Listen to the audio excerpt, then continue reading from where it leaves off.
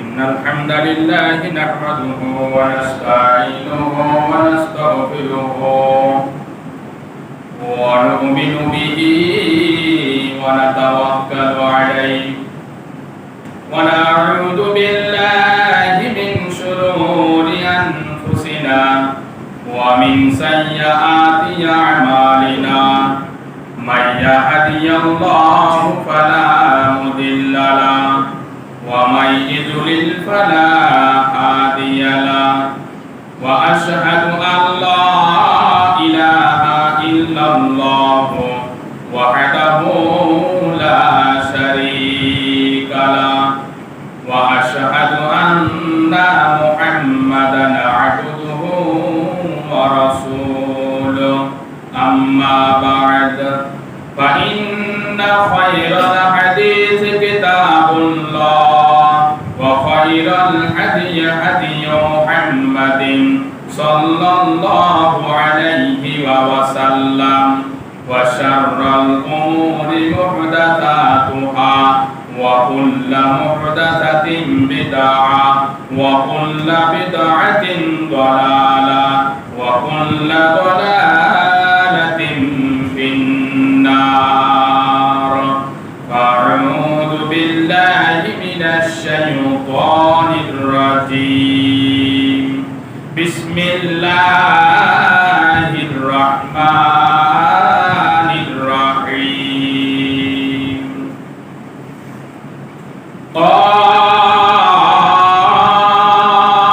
قاف والقرآن المجيد بل عجبوا أن جاءهم منذر منهم فقال الكافرون هذا شيء عجيب أإذا متنا وكنا ترابا ذلك رجع بعيد قد علمنا ما تنقص الأرض منهم وعندنا كتاب حفيظ بل كذبوا بالحق لما جاءهم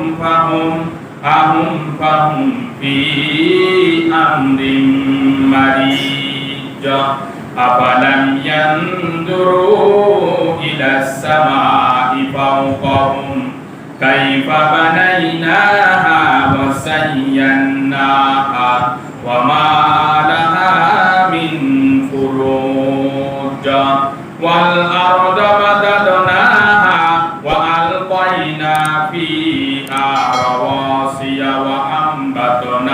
وأنبتنا به جنات وحب الحصيد والنخل باسقات لها طلع نضيد رزقا للعباد وأحيينا به بلدة ميتا كذلك الخروج كذبت قبلهم قوم نوح وأصحاب الرس وثمود وعاد وفرعون وإخوان لوط وأصحاب الأيكة وقوم تبع كل كذب الرسل فحق وعيد أفأعين بالخلق الأول بل هم في لبس من خلق جديد بارك الله لنا ولكم في القرآن العظيم ونفعنا وإياكم بالآيات والذكر الحكيم إنه تعالى جواد كريم مالك بر رؤوف رحيم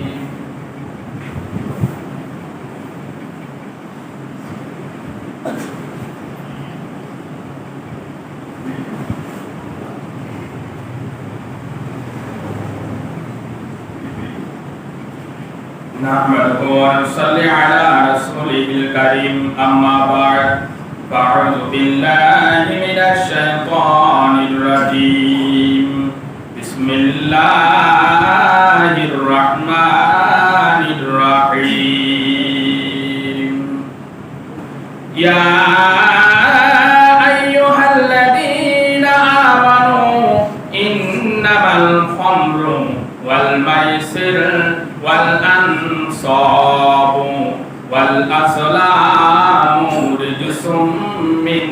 আমালিশ শাইতান ফাজতানিবুহু লাআল্লাকুম তুফলিহুন।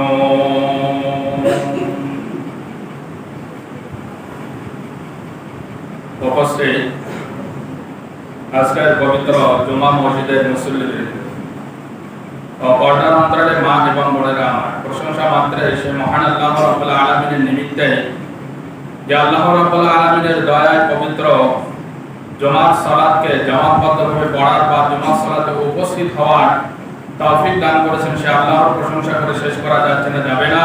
তার সংক্ষিপ্ত প্রশংসা জ্ঞাপন করে সকলে বলি আলহামদুলিল্লাহ।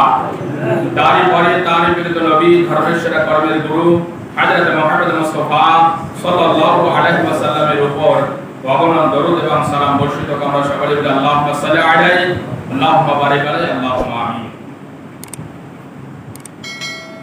পবিত্র জুমার দিনে যে বিষয়টি নিয়ে দণ্ডায়মান হয়েছি, বিষয়টি নাম হচ্ছে নেশাদার দ্রব্য জিনিস পানকারী এবং তার শাস্তি। আমরা প্রত্যেকটা জুমায় কম বেশি আলোচনা আমরা শুনে নিজের জীবনে যদি বাস্তবায়ন করতে পারি আলহামদুলিল্লাহ, যদি না করতে পারি তাহলে সময়টুকু অপচয় হয়ে যাবে। জুমার দিনে যে সময়টার গুরুত্ব, ওই গুরুত্ব কিন্তু আমরা কেউ পাবো না। যাক, বৎসরে 52টা সপ্তাহ আমরা কম বেশি আলোচনা শুনি। আল্লাহ রাব্বুল আলামিন আমাদেরকে শ্রবণ করারও সেই রকম ক্ষমতাও আল্লাহ আমাদেরকে দিয়েছেন। সেই সাথে আল্লাহ রাব্বুল আলামিন আমাদেরকে বিবেক, বুদ্ধি, চেতনাও আল্লাহ রাব্বুল আলামিন দিয়েছেন। জ্ঞান আল্লাহ রাব্বুল আলামিন দিয়েছেন।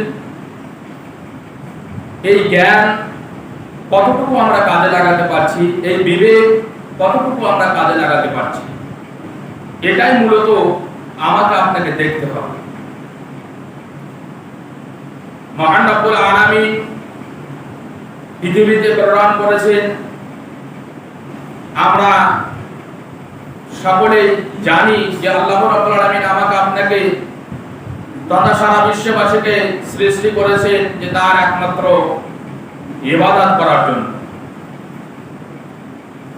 এখন ইবাদতের মধ্য থেকে অনেকগুলো ইবাদত আছে যে ইবাদতগুলো শরীয়ত সম্মত নয়, আবার যে ইবাদতগুলো শরীয়ত সম্মত সেগুলো আমি আপনি কেউ কেউ পালন করছি, আবার কেউ পালন করছি না।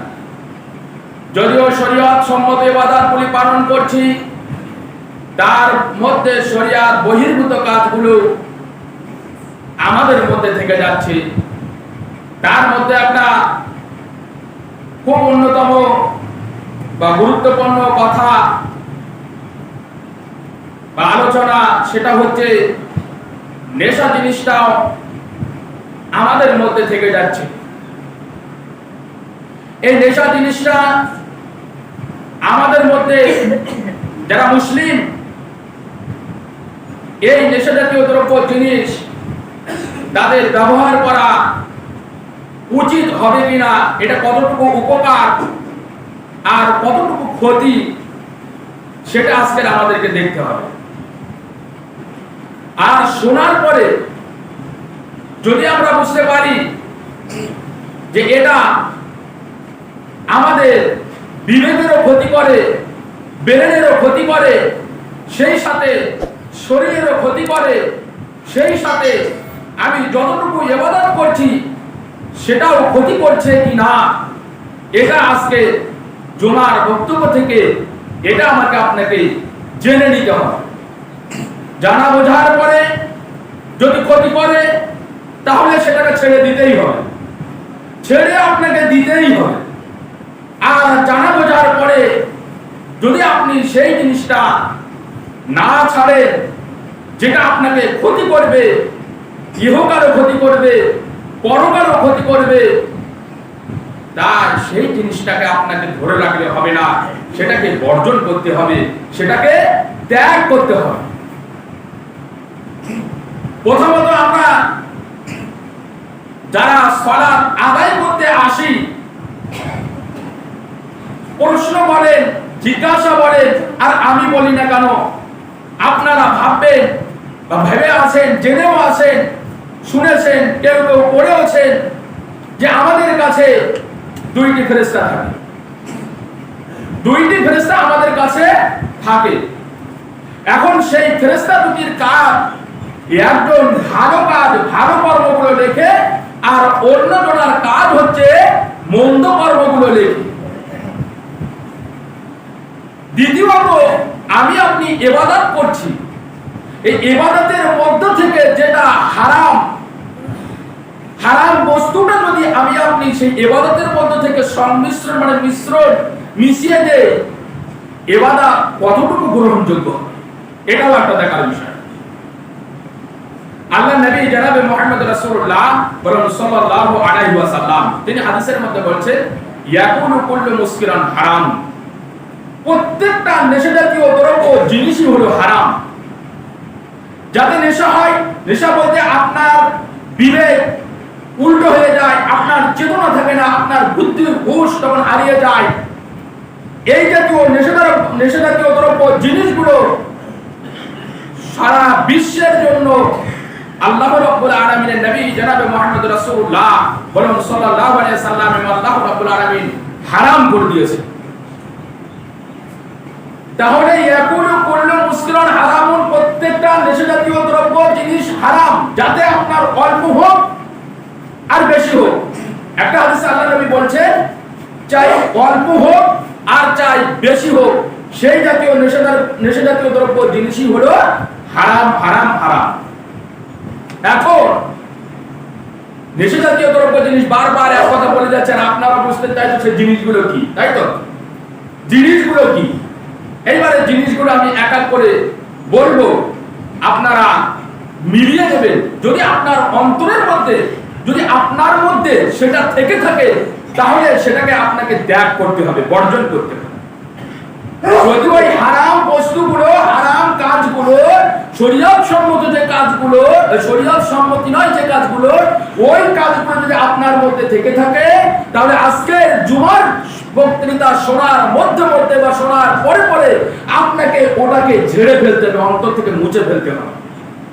তাহলে আজকের জুমা আপনার জন্য সাফল্য হবে, আজকের জুমা আপনার জন্য সাফল্য হবে। আর যদি আপনি শোনার পরেও, বোঝার পরেও যদি আপনার অন্তর থেকে সেই আমলগুলো, যদি সেই খারাপ নীতিগুলো, খারাপ কর্মগুলো, খারাপ কাজগুলো যদি আপনি বর্জন না করতে পারেন, আপনার সমস্ত আমলগুলো কিন্তু সব বরবাদ হয়ে যাবে, বরবাদ হয়ে যাবে, শেষ হয়ে যাবে।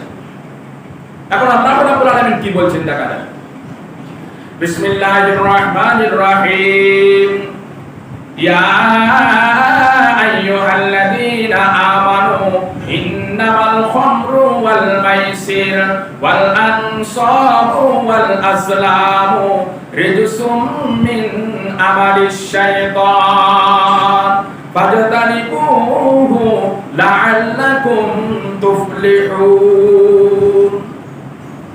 এই আয়াতে আল্লাহ রাব্বুল আলামিন কয়েকটা কথা বলবেন, আমি গুনিয়ে দেব, আপনারা মিলিয়ে নেবেন যে সেই কর্মগুলো আমার আপনার মধ্যে লিপিবদ্ধ আছে কিনা। আমার আপনার মধ্যে যদি থেকে থাকে সেগুলোকে ত্যাগ করবেন।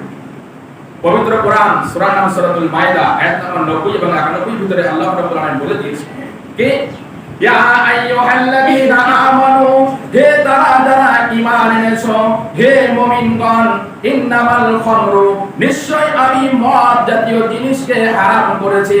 এক কথায় নেশাজাতীয় দ্রব্য জিনিসকে আমি আল্লাহ রাব্বুল আলামিন হারাম করে দিয়েছি। এখন আপনার যেটা জিজ্ঞাসা বলেন, আপনার যেটা প্রশ্ন বলেন, বা আপনি যেটা জানতে চাচ্ছেন মনে মনে, দায়িত্ব যদি নেশাজাতীয় দ্রব্য জিনিস কি, সেই জিনিসগুলো কি কি হতে পারে? বিড়ি হতে পারে, সিগারেট হতে পারে, খৈনি হতে পারে, গুড়, তামাক, জর্দা ইত্যাদি জাতীয় জিনিসগুলো, সব জিনিসগুলোকে হারাম হারাম। আমরা আবার কেউ কেউ বলেছি যে আপনার খৈনিটা মাকরুহ। খৈনি মাকরুহ এই জন্য বলেছি যে আমরা আমাদের মতো এরকম মানে বেশ নামধারী আলেমগুলোর একটু খাই বলে সেটাকে আমরা কি বলছি, হারাই, মানে পছন্দ হলে খাও মাকরুহ, পছন্দ হলে খাও আর না পছন্দ হলে সেটাকে ছেড়ে দাও, মানে মাকরুহ। তোমার পছন্দ হলে খাও, খাওয়া যাবে, পছন্দ হলে খাও আর না পছন্দ হলে খেও না। আল্লাহ রাব্বুল আলামিন পবিত্র কোরআনে বলেছেন, ইন্নামাল খামরু, নিশ্চয়ই আমি মদকে হারাম করে দিয়েছি। যে মদ খাচ্ছি, বিহার খাই আর যাই খাই না কেন, বিড়ি খাই না কেন, সিগারেট খাই না কেন, তেরেঙ্গা খাই না কেন, ইত্যাদি জাতীয় জিনিসগুলোকে আল্লাহ রাব্বুল আলামিন হারাম করে দিয়েছেন। যেটা হারাম করেছেন শুধু আমার আপনার জন্য নয়, সারা বিশ্ববাসীর জন্য আল্লাহ রাব্বুল আলামিন হারাম করে দিয়েছে। একজন মুসলিমেরও উচিত নয়, একজন অমুসলিমেরও উচিত নয় যে তার মধ্যে হারাম জিনিসগুলো থাকবে, হারাম বস্তু ভক্ষণ করবে। কখনো নয়, হারাম বস্তু সে ভক্ষণ করতে পারবে না।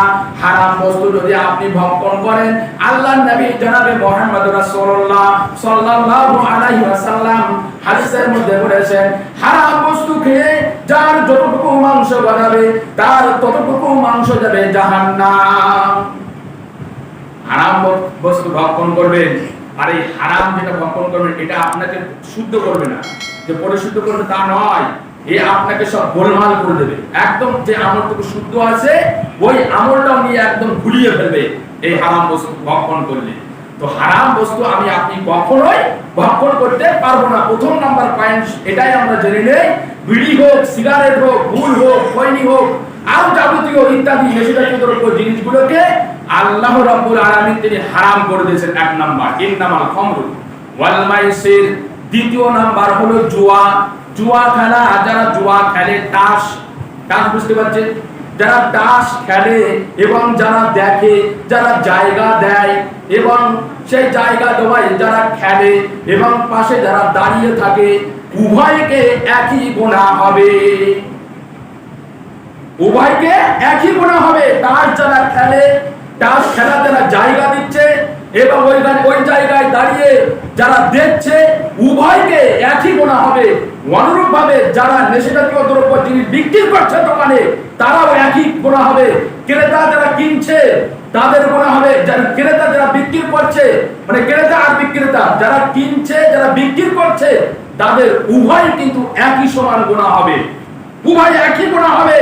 ওই বিড়ির পয়সা, ওই খৈনির পয়সা, ওই মদের পয়সা 1 টাকা যদি লাভ হয় ভেবে রেখে দেবেন, ওটা লাভের অংশ নয়, ওটা আপনার একটা জাহান্নামের একটা অংশ থেকে যাচ্ছে। বুঝতে পারছেন কথাটা? তো সেটা আমি আপনি যারা এই রকম ব্যবসা যারা আমরা করে থাকি, বিড়ি, খৈনি, সিগারেট, আপনার যে আরো যাতে মানে তেরেঙ্গা বলি আর গুটকা বলি, এখন আবার বলছে মুসাফির নাম নাকি, নাউজুবিল্লাহ, নাম আর খুঁজে পাইনি বলছে মুসাফির। বুঝতে পারছেন? এই জাতীয় দ্রব্য জিনিস যারা বিক্রি করছেন, যারা কিনছেন, সকলকে সাবধান হতে হবে। আজকের এই বক্তৃতা শোনার পরেও যদি আপনি মানে বিক্রি করেন না, যারা কিনছেন, সচেতন হয়ে যান। আপনার এই টাকা, যে টাকাটা হালাল উপার্জন, খাবার বিক্রি করে যে টাকাটা হালাল টাকা পাচ্ছে, চাল বিক্রি করে, চানাচুর মুড়ি বিক্রি করে যে টাকাটা হারাম থেকে যাচ্ছে, এই হারাম বিড়ি ভক্ষণ করা, এই যে হারাম বস্তু বিক্রি করার টাকা, এই টাকা দিয়ে আপনার ওই টাকাগুলোকে কিন্তু সব গোলমাল করে দেবে।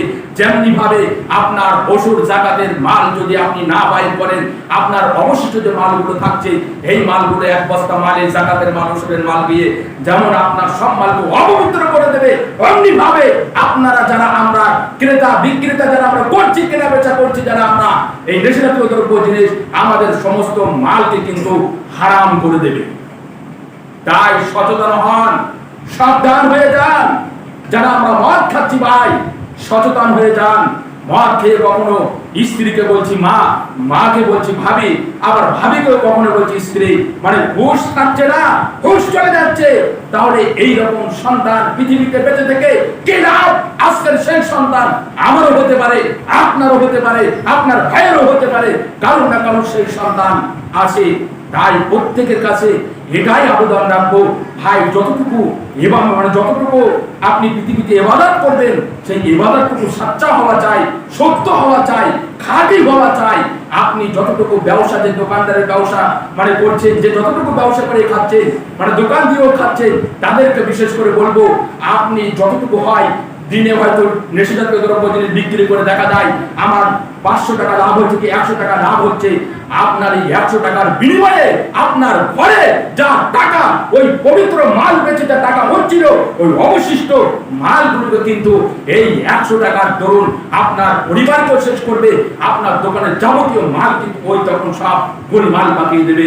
তাই আপনাদের কাছে একটা কথা বলবো, এটাই আবেদন রাখবো যে নেশাজাতীয় দ্রব্য জিনিস থেকে আপনি বেঁচে থাকেন, কেনাও থেকে বিক্রি করাও থেকে, এবং যারা খাচ্ছেন ভাই আপনারাও বেঁচে থাকেন, না হলে কিন্তু পরিত্রাণ পাবেন না। কি আল্লাহর নবী জনাবে মুহাম্মদ রাসূলুল্লাহ সাল্লাল্লাহু আলাইহি সাল্লাম তিনি বলছেন যে তিন ওয়াক্ত খাবার, এই জিনিসটা যারা নেশাজাতীয় দ্রব্য জিনিস পান করে তাদেরকে তিন ওয়াক্ত খাবার নামক এই জিনিসটা পান করানো হবে। তখন আল্লাহ রাসূলকে প্রশ্ন করছে, ইয়া রাসূলুল্লাহ তিন ওয়াক্ত খাবার জিনিসটা কি? তখন আল্লাহ রাসূল বলছে, তিন ওয়াক্ত খাবার জিনিস হলো এই যারা জাহান্নামীদের রক্ত এবং গরম পুঁজ, এই রক্ত পুঁজ কে তাদেরকে খাওয়ানো হবে, অত্যন্ত গরম এই গরম রক্ত পুঁজ তাদেরকে খাওয়ানো হবে। যারা নেশা জাতীয় দ্রব্য জিনিস পান করবে তাদেরকে এই রক্ত পুঁজ তাদেরকে খাওয়ানো হবে। কাদের রক্ত পুঁজ? এটা হবে জাহান্নামীদেরকে রক্ত পুঁজ, তাদের রক্ত পুঁজ ওই যারা নেশা জাতীয় দ্রব্য জিনিস পান করবে তাদেরকে পান করানো হবে। এটাকে বলা হচ্ছে তিন ওয়াক্ত খাবার। আমরা কেউ খাবার খেতে চাই, আমরা কেউ আমাদের সামনে যদি এখনই একটু রক্ত যদি পড়ে থাকে কেউ আমরা চাটবো? কেউ চাটবো না। পুঁজ যদি হয়ে থাকে, গায়ে যদি ঘা হয়ে থাকে, আমরা বলি যে আমার পাশে আসিস না, তোর রস লেগে আমার ঘা হবে নাকি, এইরকম বলি। আর সেদিন কিভাবে আল্লাহ রাব্বুল আলামিনের সামনে কথা বলবেন? কিভাবে বলবেন যে আল্লাহ আমি এটা পান করবো না? কেউ বলতে পারবেন? পারবেন না। আপনি দুনিয়া থেকে আপনাকে সতর্ক হতে বলেছেন আল্লাহ। নবী মুহাম্মদ রাসূলুল্লাহ সাল্লাল্লাহু আলাইহি ওয়াসাল্লামকে সতর্ক করার জন্য আমাদের কাছে পাঠিয়েছে যে তুমি নবী, তুমি দুনিয়াতে যাও, তোমার উম্মতদেরকে সতর্ক বাণী তাদেরকে দাও যে এই জিনিসটা হারাম, এই জিনিসটা হালাল, হালাল জিনিস তারা ভক্ষণ করো, হারাম জিনিস তারা ছেড়ে দেয়। আর আমি আপনি হারাম জিনিস ভক্ষণ করব, আর ভক্ষণ করে আমরা কিয়ামতের দিন এটাই বলবো যে আল্লাহ আমি ভক্ষণ করবে, হারাম জিনিস ভক্ষণ করবে, এটা বলতে পারবো না। দ্বিতীয়ত যে ফেরেশতা দুটি, প্রথম যে কথা বলছিলাম, দুই কাঁধে যে দুটো ফেরেশতা থাকে, আপনি যখন বিড়ি খেয়ে নামাজে আসছেন একবার ভেবেছেন যে যখন সুবহান রাব্বিয়াল আযীম বা সূরা ফাতিহা যখন বলছেন আপনার একজন মুসলিম ভাই কষ্ট পাচ্ছে না? আরে ভাই যখন আমার এই গালটা নড়ছে কথা বলছি তো নাকি, আমার তো গালটা নড়ছে, তো যখন আপনি বলবেন সূরা ফাতিহা তখন তো তার গ্যাসটা ওই যে ভরভর করে গ্যাসটা তো বার হবে, আপনার অপর মুসলিম ভাই কষ্ট পাবে না? পাবে তো। আর হাদিসে এসেছে যেন তোমার এক মুসলিম অপর মুসলিম ভাই তোমার দ্বারা যেন কোনো কষ্ট না পায়। একজন মুসলিম অপর একজন মুসলিম দ্বারা অপর মুসলিম ভাই যেন কষ্ট না পায়। আর আপনি তো কষ্ট দিচ্ছেন, আপনি মারছেন না, আপনি বলবেন তাই তো আমি তো মারছি না, কাটছি না, তাকে গালাগালি কিছুই করছি না, আমি কই কষ্ট দিচ্ছে। কিন্তু আল্লাহর নবী জনাবে মুহাম্মদ রাসূলুল্লাহ সাল্লাল্লাহু আলাইহি ওয়াসাল্লাম তিনি পরিষ্কার হাদিসের মধ্যে বলেছেন যে তুমি তোমার জন্য অপর একজন ভাই কষ্ট পায়, তুমি এরকম কোনো কাজ যেন করো না। সুবহান রাব্বিয়াল আযীম যখন বলছে মুখ দিয়ে বক বক করে গান বাড়াচ্ছে, যখন সাজদায় যাচ্ছে সুবহান রাব্বিয়াল আলা তখন মুখ দিয়ে বক বক করে গান বাড়াচ্ছে। আপনি কাকে ফাঁকি দিচ্ছেন? আপনি কাকে ধোঁকা দিচ্ছেন? আপনি নিজেকে ধোঁকা দিচ্ছেন, আল্লাহকে ফাঁকি দিচ্ছেন না। আপনি নিজেকে ধোঁকা দিচ্ছেন। তাই আল্লাহ রাব্বুল আলামিন আয়াতে বলেছেন যে তোমরা নিজেদেরকে ধ্বংসের মুখে ঠেলে দিও না। আল্লাহ বলছেন যে তোমরা নিজেদেরকে ধ্বংসের মুখে ঠেলে দিও না। দ্বিতীয় নাম্বার কি? দ্বিতীয় নাম্বার আমরা শুনলাম যে জুয়া খেলা বাজারে হোক আর গ্রামে হোক আর গ্রামে হোক যেখানেই হোক না কেন আপনি সেই জায়গায় দাঁড়াতে পারবেন না। চাই মাঠে ঘাটে হোক, যেখানেই হোক না কেন আপনি যেখানে জুয়া খেলা হবে সেই জায়গায় দাঁড়াতে পারবেন না। আপনি বলছেন তাই তো আমার সময় যাচ্ছে না, সময়টা একটু পাস করি, আমি তো দেখছি, আমি তো খেলছি না। আপনার মুখ দিয়ে এইরকম কথা কিভাবে ব্যক্ত হলো, কিভাবে বার হলো, কিভাবে বলতে পারলেন যে আমি দেখছি, আমি তো দেখছি, আমি তো খেলছি না? কিভাবে আমরা মানে মুখ দিয়ে বলতে পারি এরকম কথা? এইরকম কথা একজন মুসলিমের মুখে শোভনীয় নয়, এইরকম কথা একজন মুসলিমের মুখে মানায় না, কখনো মানাতে পারেও না। তাই সচেতন হয়ে যান, সাবধান হয়ে যান। জুয়া খেলে যে টাকাটা অর্জন করবেন ওই টাকা হারাম, হারাম, হারাম। আপনি আপনার ওই টাকা বাড়িতেও লাগাতে পারবেন না, ওই টাকা আপনি আপনার যে সন্তানদের জন্য এক মুঠো খাওয়াবেন তাও খাওয়াতে পারবেন না, নিজেও অর্পণ করতে পারবেন না। তাহলে সেই রকম মাল, সেই রকম মানে হারাম জিনিস কেন আমরা উপার্জন করব? যতটুকু হোক, 100 টাকা হোক, সারা রাত দিন খেটে 100 টাকা হোক, সেটা যদি খালি হয়, আপনি ওই টাকায় আপনার বাচ্চাদেরকে খাওয়ান, ওই টাকায় আপনার মা বাপ সকলকে খাওয়ান। এটাই আপনার জন্য একটা ভালো রাস্তা মানে দাঁড়িয়ে যাবে। এটাই আপনার জন্য অল্প হলেও এটাই আপনার জন্য তারা সন্তুষ্ট হবে, আর আল্লাহ রাব্বুল আলামিনও আপনার প্রতি সন্তুষ্ট হয়ে যাবেন। বেশি দরকার নেই যে আমার 500 টাকা 400 টাকা রোজগার করতে হবে, এটা নয়। করেন, অবশ্যই করেন, মানালে সেটা হালাল হতে হবে, হারাম নয়। দ্বিতীয় নাম্বার কি? ইন্নামাল খামরু ওয়াল মাইসির ওয়াল আনসাব। ওয়াল আনসাব মানে মূর্তি পূজা। এখন আমরা মুসলিমরা তো মূর্তি পূজা করি না, করি? আমি যদি আপনাদেরকেও জিজ্ঞাসা করি, আপনারা বলবেন যে আমরা মূর্তি পূজা করি না। স্বাভাবিক, আমরা মূর্তি পূজা কেউ করি না। মুসলিমরা মূর্তি পূজা করে?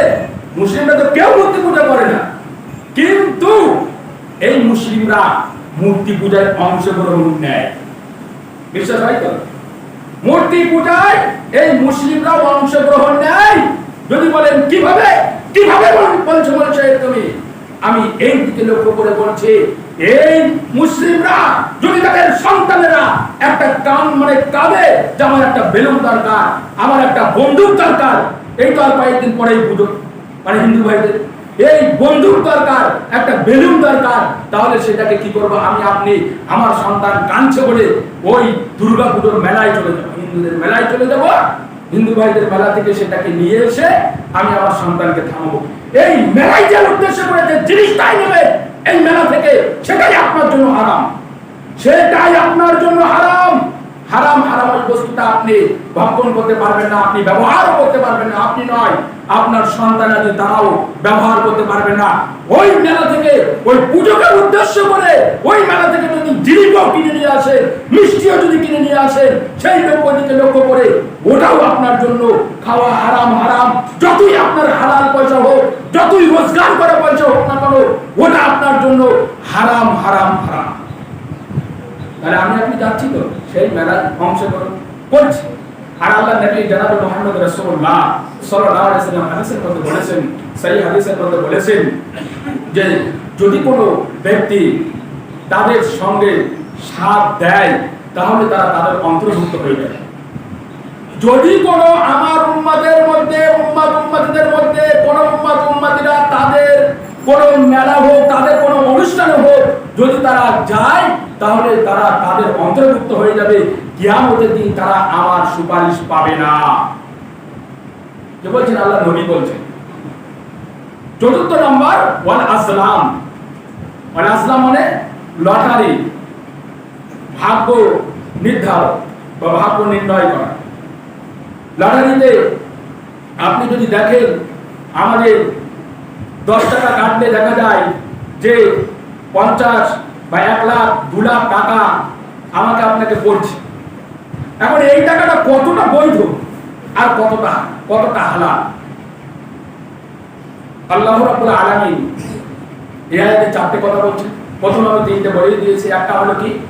একটা হলো নেশাজাতীয় দ্রব্য জিনিস হারাম, দ্বিতীয় হলো আপনার জুয়া খেলা হারাম, তৃতীয় হলো আপনার মানে মূর্তি পূজা, মূর্তি পূজা করে আর দেখতে যাই কোন ঠাকুরটা সৌন্দর্য সেটা আমরা দেখতেও যাই, তো সেটাও হারাম।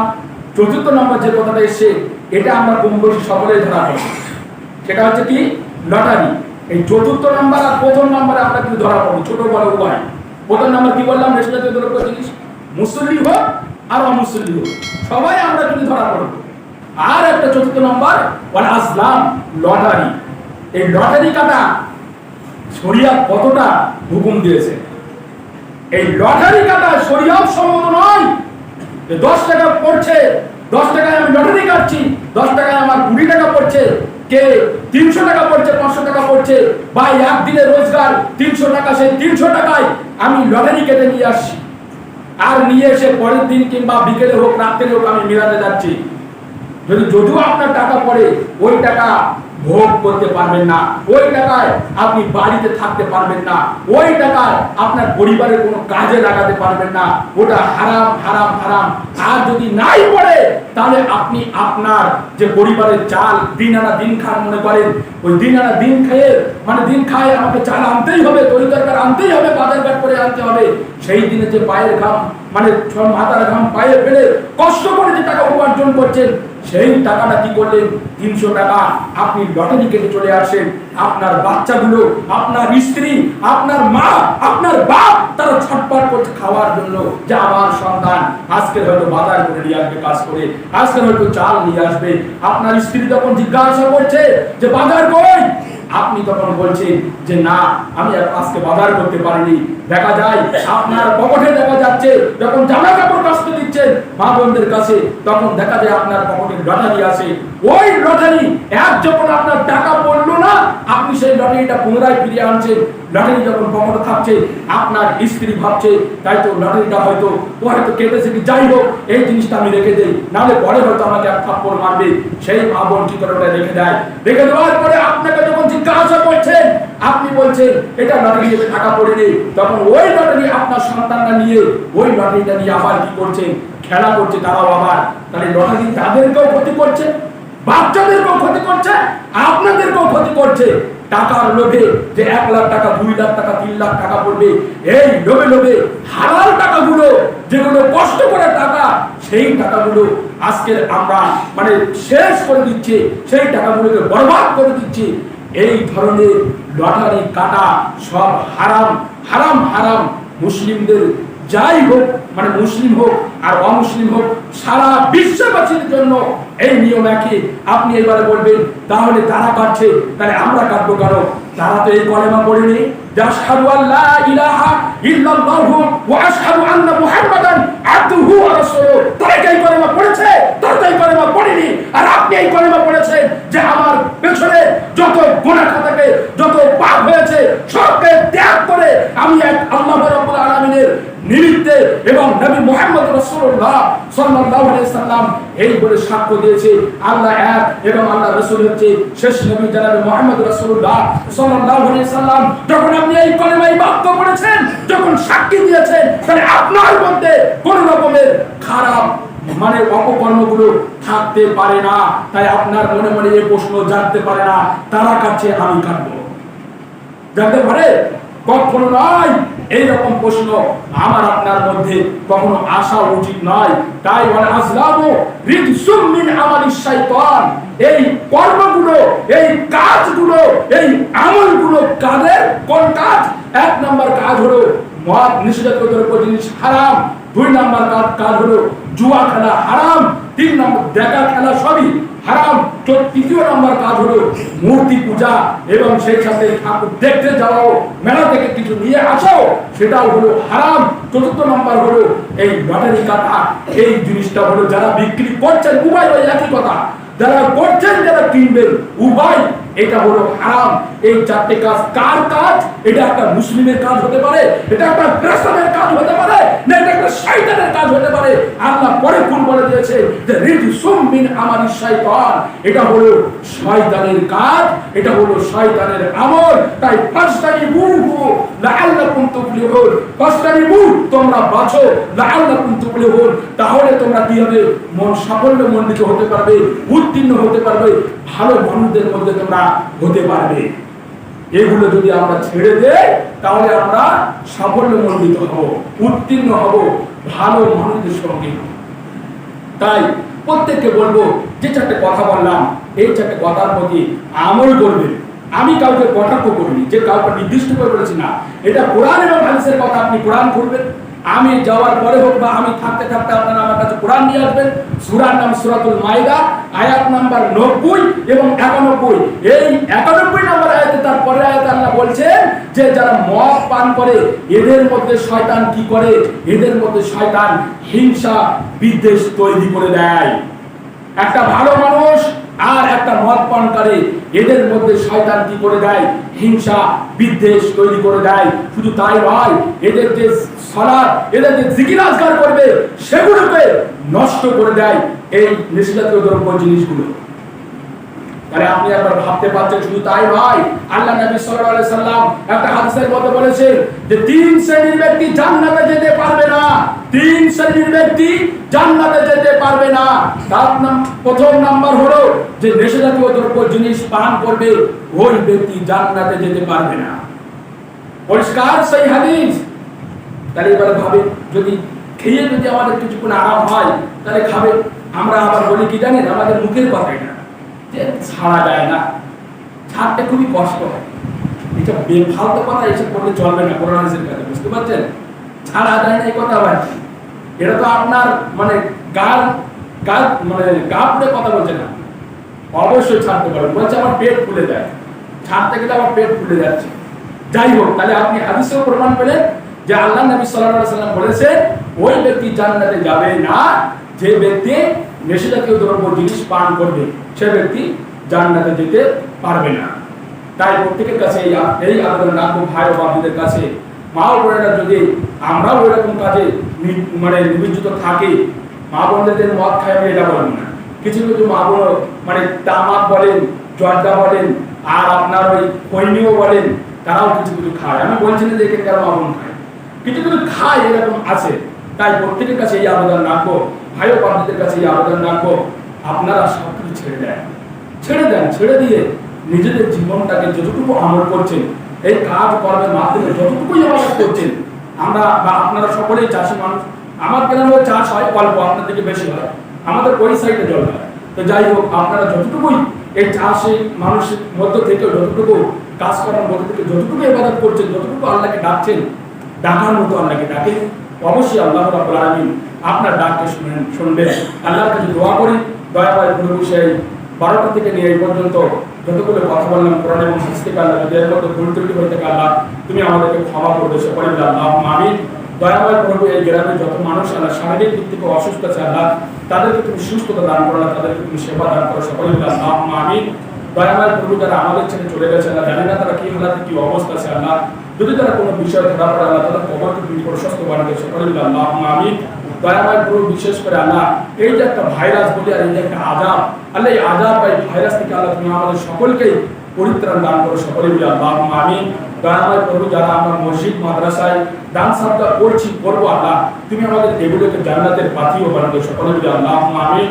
দয়াময় প্রভু, তুমি আমাদের অতক্ষণ পর্যন্ত মৃত্যুবরণ করো আল্লাহ, যতক্ষণ পর্যন্ত আমরা তার মুক্তাকে ঈমানদার মুসলমান না হবো আল্লাহ তুমি আমাদের প্রত্যেকের মুসলমান বানিয়ে আল্লাহ তুমি আমাদের মৃত্যুবরণ করো, সকলে আল্লাহুম্মা আমিন।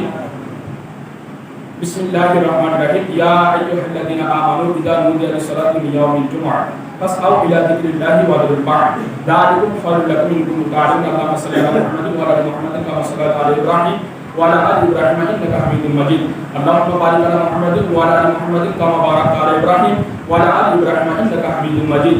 ইবাদাল্লাহি রাহিমাকুমুল্লাহ, ইন্নাল্লাহা ইয়া'মুরু বিল 'আদলি ওয়াল ইহসান ওয়া ইতা'i যিল কুরবা ওয়া ইয়ানহা 'আনিল ফাহশা'i ওয়াল মুনকারি ওয়াল বাগি ইয়া'iদুকুম লা'আল্লাকুম তাযাক্কারুন। নিয়মিত ইউটিউব ভিডিও দেখতে সাবস্ক্রাইব করুন। নতুন নতুন ভিডিও পেতে ঘন্টা বাটনটি চাপুন।